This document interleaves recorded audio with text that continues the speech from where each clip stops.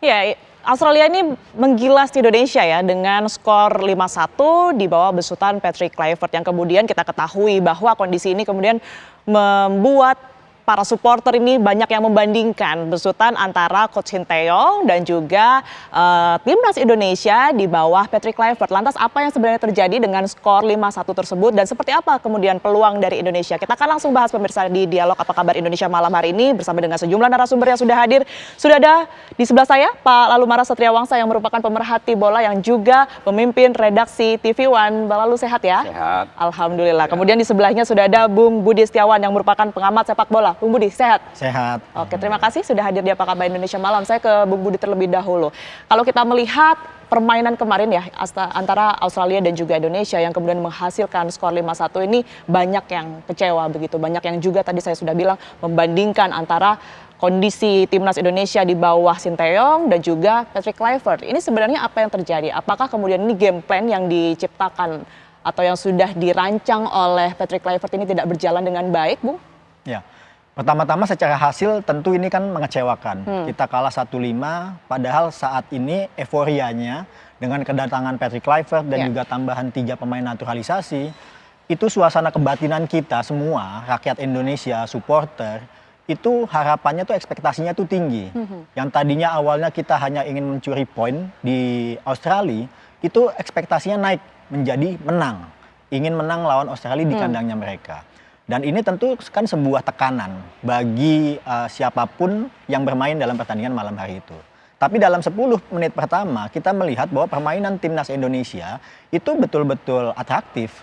Dan itu pun diakui oleh pemain Australia yang mencetak 2 gol, Irvin. Mereka mengakui bahwa Indonesia sangat berbeda sekali permainannya pada malam hari itu. Kegagalan penalti di babak pertama itu menciptakan sebuah plot twist yang menjadi perubahan dalam skema permainan.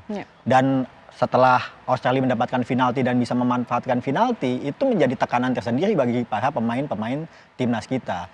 Walaupun mereka ini pemain naturalisasi dan bermain di Eropa, tapi yang harus kita ingat mereka ini adalah levelnya itu boleh dibilang masih kelas 3 di Eropa. Untuk mengembalikan situasi yang tertekan itu menjadi tidak mudah. Baru di menit 70 Indonesia mulai mencari bentuk yang bagus. Setelah oleh gol, akhirnya sedikit ada perubahan, tapi ternyata kita masih tidak bisa menang juga. Tapi secara statistik memang ini berbeda antara Patrick dengan pelatih sebelumnya. Tercatat memang secara statistik kita unggul, tapi tentu hasil dari statistik itu kan tidak bisa memuaskan banyak orang. Yang orang lihat adalah hasil akhirnya. Bahkan Barcelona pernah dalam sebuah pertandingan internasional di Liga Champions, penguasaan bola 80%, mainnya atraktif, mainnya enak dilihat, tapi kalah juga. Menarik tadi, Anda mengatakan bahwa memang sudah, sekalipun sudah 4 gol begitu ya, kemudian ini membuat adanya perbedaan di gol-gol sebelumnya dengan akhirnya Indonesia mencetak gol 1. Kenapa harus ada 4 gol ini terlebih dahulu baru ada semacam perubahan taktik gitu ya dari Kluivert sehingga di menit-menit akhir kan kita tidak bisa berbuat banyak juga begitu, Bung? Ya, memang dalam sebuah permainan posisi pelatih itu bisa jadi menentukan tapi bisa jadi tidak. Karena instruksi itu kan yang akan menjalankan kan para pemain di lapangan dan situasinya itu hidup. Nggak semuanya bisa berjalan sesuai dengan skenario skrip film. Dan hal-hal itu yang tidak bisa diprediksi. Seperti misalnya ketika ada sebuah scrimmage di depan gawang, 3 kali kita kegagalan melalui set piece, itu kan bukan sesuatu yang diinginkan oleh semua pelatih manapun. Tapi bahwa ada catatan-catatan yang harus menjadi perhatian, lini belakang kita memang sedikit rapuh kemarin. Jujur saya sebetulnya lebih mengharapkan Rizky Ridho untuk bisa main di line up utama dibandingkan dengan Michel Gers. Kenapa? Karena dia sudah terbiasa main dengan JIZ, mereka berdua sudah terbukti dan perubahan-perubahan ini harus disikapi menjadi sebuah kontemplasi bagi Patrick untuk menghadapi Bahrain. Tidak boleh lagi untuk coba-coba. Mungkin bukan coba-coba ya, tapi mungkin dia melihat bahwa Mes punya pengalaman di Liga Belanda, tapi secara chemistry antara Rizky Ridho dengan Jai ini lebih erat. Oke, baik. Saya ke Bang Lalu. Bang Lalu kalau memperhatikan komposisi kemarin ini sebenarnya seperti apa? Karena kalau kita ingat dulu kan Coach Shin ini bermain di 3 back begitu ya. Sementara kemarin kembali lagi nampaknya di 4-2-3-1 gitu. Jadi gini, kalau apa yang dilakukan Sinteyong pasti juga melakukan pendalaman. Demikian juga Patrick Kluivert. Sinteyong tahu bahwa untuk bermain menyerang itu pasti berat, karena itu dia bermain bertahan. Dan berharap dengan ada di counter. Bukan bertahan untuk bertahan, tapi bertahan untuk counter. Nah, kemarin memang mengejutkan saat Patrick Kluivert tidak menurunkan Rizky Ridho. Bagaimanapun juga Ijes dan Ridho itu sudah bonding. Jadi ini tim datang langsung main tanpa pernah ada uji coba. Memang beresiko, tapi kan semuanya berharap dari pemain naturalisasi. Padahal naturalisasi juga perlu penyesuaian. Gitu. Jadi ya saya tidak setuju dengan Pak Budi bahwa sebagai pemain-pemain profesional mereka harusnya cepat balik. Gitu. Bahwa kegagalan tendangan penalti itu biasa. Bukan berarti langsung meruntuhkan semangat, tapi mereka kan sudah biasa main di Eropa. Harusnya ini hal yang biasa bisa terlain. Tapi memang memang formasinya memang kemarin kan memang menyerang. Dan menyerang sampai terlupakan lini belakangnya, sehingga gol kedua kan counter. Artinya mau tidak mau bisa disebutkan bahwa pertemuan pelatihan yang hanya dilakukan 2 kali ini mau tidak mau juga sangat berpengaruh begitu ya? Sangat kurang. Bahwa formasi memang formasi dengan mau 4-3-3 menurut saya bukan penonton lebih pintar gitu. Tapi memang formasi awal yang ditinggalkan STY kan 3-5-2. Boleh dibilang 5-3-2 gitu. Jadi lebih memperbesar di belakang untuk bermain aman dulu, baru pelan tiap waktu lihat peluang untuk counter gitu. Kemarin kita kena jebak aja sama Australia. Kena jebak oleh Australia. Baik, nah lantas pertanyaannya ini kan karena memang sudah seperti itu hasilnya, peluang untuk Indonesia ke depannya ini seperti apa begitu? Masih ada. Mungkin nanti bisa dijelaskan ya usai jeda berikut ini. Pemirsa, Apa Kabar Indonesia Malam akan kembali untuk Anda.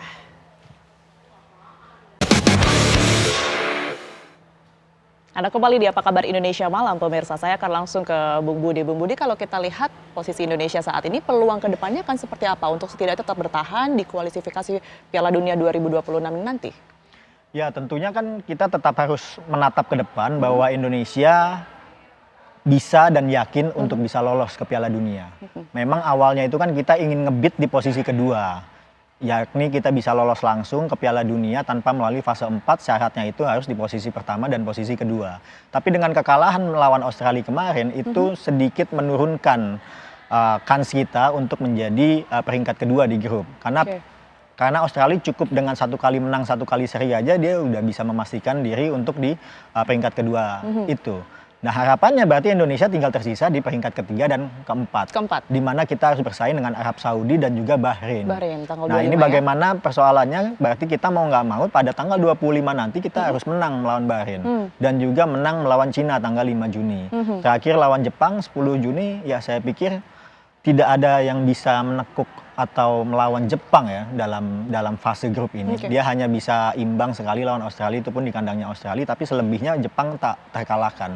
Jadi berharap keajaiban dari Jepang pun juga sulit. Kemarin Bahrain hanya bisa menahan imbang hingga menit 70 sampai akhirnya kalah juga 2-0. Jadi apa yang akan terjadi dalam pertandingan Bahrain nanti ke depan, bisa jadi Bahrain akan menerapkan strategi defensif karena targetnya dia adalah untuk mencuri poin melawan Indonesia. Ya syukur-syukur bisa mereka ingin memetuk angka penuh. Tapi dengan kekalahan lawan Australia kemarin tentunya ini menjadi motivasi tersendiri bagi tim Indonesia dan juga seluruh supporter. Saya yakin pasti akan memenuhi GBK untuk memberikan dorongan suportif yang sangat besar, memberikan tekanan dalam pertandingan tanggal 25 nanti untuk memastikan bahwa kita ini bisa mengunci di peringkat ketiga atau peringkat keempat untuk lolos di babak keempat. Oke, saya ke Bang Lalu. Bang Lalu, kalau kita lihat, kita dengar sama-sama tadi yang terdekat adalah tanggal 25 ini harus menang melawan Bahrain begitu ya. Apa yang harus setidaknya diperbaiki ya dari permainan kemarin, dari Patrick Kluivert juga? Kluivert pasti sudah. Anggap saja Australia ini partai uji coba. Dengan konsekuensi kita keluar poin. Karena sebelumnya Kluivert kan belum melakukan uji coba. Nah, dengan pertandingan lawan Australia dia bisa membaca bahwa minimal startingnya siapa, terutama di lini belakang.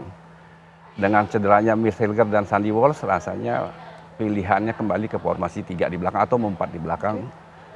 Rizky Ridho aktif main dan Verdong pasti main ditarik ke belakang lagi. Tapi dengan masuknya Rizky Ridho dengan J.I. Diaz itu lebih optimis ketimbang Rizky Ridho tidak main karena senyawanya udah nyatu antara keduanya gitu.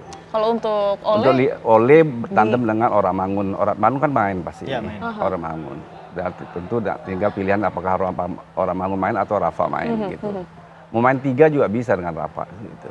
Oke. Bung Budi, kalau untuk penyuplai bola sendiri ini untuk ke lini depannya nanti akan seperti apa Anda melihat? Tentunya kan andalan di lini tengah kan masih Profesor Tom Hai kan di lini tengah. Tentunya ini harus memiliki pendamping yang tepat.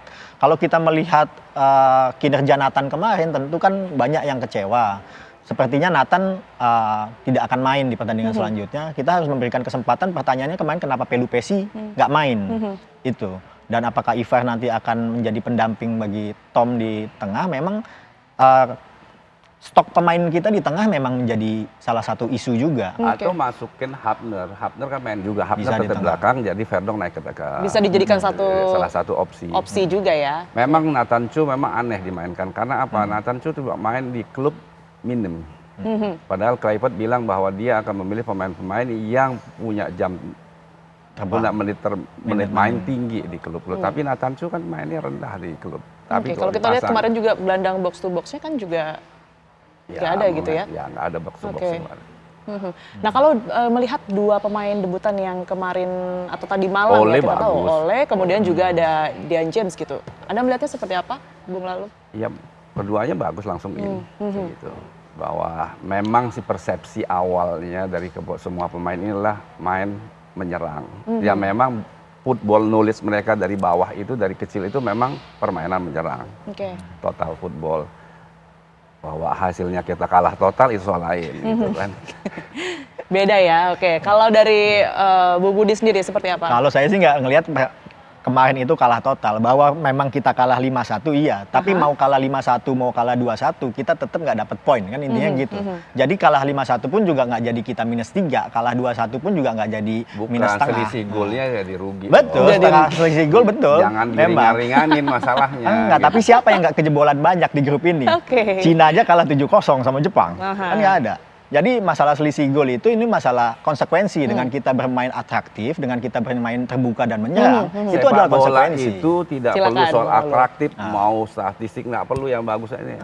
Bertahan tapi menang. Orang penonton soal itu. Penonton publik maunya hasil akhir. Karena sepak bola itu yang diingat hasil akhir. Tidak akan pernah ada orang mengingat Brazil tahun 82. Yang penting skornya begitu ya? Kalah. Karena ya kalau juara Itali. Tapi abang ingat, Brazil 82 mainnya jangan tapi kalah sama Itali. Iya. Main bagus. Artinya begini, ketika kita mau lolos ke babak secara langsung ke Piala Dunia, pilihan mengganti Sintayong menjadi Patrick Kluivert adalah untuk memastikan kita bisa mencetak gol lebih banyak. Itu tujuannya, mengganti target utamanya pastinya target utamanya ya itu bahwa target itu utamanya total football. Bahwa hasilnya kalah total, ya itu maksudnya. Nggak total. Namanya tadi abang bilang lawan Australia ini kan masih uji coba. Kalau saya percaya bahwa tim ini seperti anak panah, bahwa ini harus ditarik ke belakang dulu untuk bisa melesat ke depan. Dan kekalahan ini memang menjadi sebuah menjadi problem ya, bahwa semua punya ekspektasi tinggi terhadap Patrick, tapi hasilnya kalah. Tapi kita lihat dong, kasih kesempatan. Kita kan nggak bisa menghakimi orang baru sekali game langsung out, Patrick out, Eric out. Ingat loh, kita ini tidak pernah membayangkan untuk main di Piala Dunia. Kita ini sudah main 7 kali.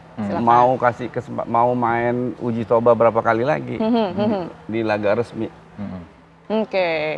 Ini orang udah berpacu dalam melodi nih istilahnya ini. Kita berpacu untuk mencari dapat poin. Tidak boleh lagi kehilangan poin. Termasuk lawan Australia kemarin itu minimal harusnya sih 1 poin. Oke, tapi terakhir nih yang paling penting untuk Bung Budi. Ini kita lolos nggak kira-kira ke Piala Dunia dengan kondisi seperti ini ya, dengan perolehan yang kita lihat sama-sama kemarin? Loh, targetnya PSSI kan 2030 kan? 2030. Tapi ini kan ada sebuah momentum di mana dalam 4 pertandingan kemarin ya, termasuk lawan Australia itu, kita melihat ada sebuah peluang untuk bisa lolos ke Piala Dunia, baik itu secara langsung maupun tidak langsung.